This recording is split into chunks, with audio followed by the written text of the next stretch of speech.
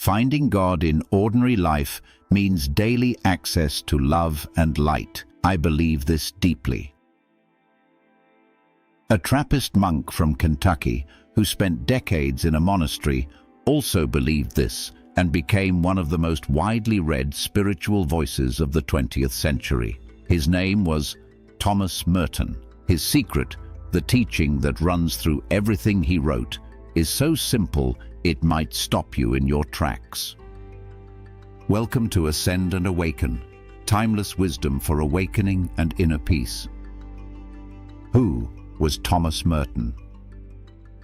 Thomas Merton was born in 1915. He lived a restless, searching life, moving through countries, philosophies, and beliefs, until at the age of 26, he walked through the gates of the Abbey of Gethsemane in Kentucky and became a Trappist monk. He never stopped writing. Over the course of his life, he produced more than 70 books on contemplation, on silence, on social justice, on Zen Buddhism, on the Desert Fathers, and on the nature of God. But beneath all of it, every book, every reflection, every prayer ran a single golden thread. God is not somewhere else. God is here, now, in this moment, in this ordinary, unremarkable, sacred life. You are already living it. Merton once wrote something so startling it has stayed with seekers for generations. Life is this simple. We are living in an absolutely transparent world, and the divine is shining through it all the time, not occasionally. It is not found in mountaintop moments, mystical experiences, or after years of spiritual practice. The divine is shining through your life right now, through the cup of coffee cooling on your desk, through the sound of rain on the window, through the weight of your breathing.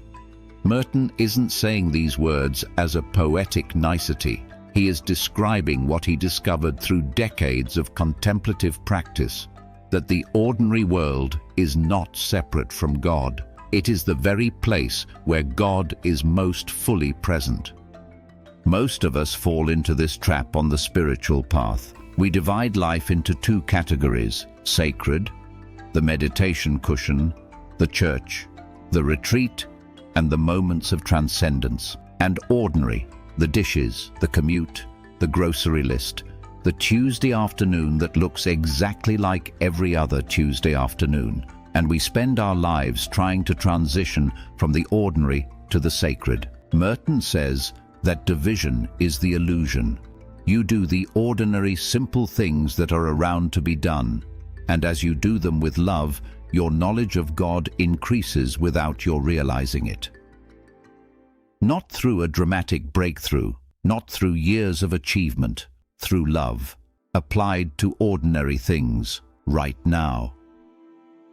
One of Merton's most beloved passages comes from New Seeds of Contemplation. He writes about a tree. A tree gives glory to God by being a tree. This particular tree will give glory to God by spreading out its roots in the earth and raising its branches into the air and the light in a way that no other tree before or after it ever did or will do. The tree doesn't strive to be more tree-like. It doesn't attend retreats on how to become a better tree. It doesn't compare itself to other trees or wonder if it's spiritual enough. It simply, fully, is what it is. And in that complete, unself-conscious being, it bestows glory to God. Merton's question, the one he quietly places before every reader, is this: can you do the same? Can you wash the dishes the way a tree spreads its roots, completely, presently, without reservation? Can you walk to your car, make your breakfast, listen to a friend, sit in traffic, with the full weight of your being, and in doing so, render glory to God? That is the secret. That is the entire teaching. Most people hear the word contemplation and picture a monk in silence, far removed from the noise of daily life. Merton dismantles that picture entirely. Contemplation is a spontaneous awe at the sacredness of life. of being. It is gratitude for life, for awareness, and for being.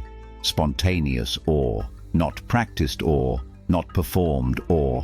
Sudden awe arrives when you really look. At a child's face, at morning light on a wall, at your own hands doing something simple.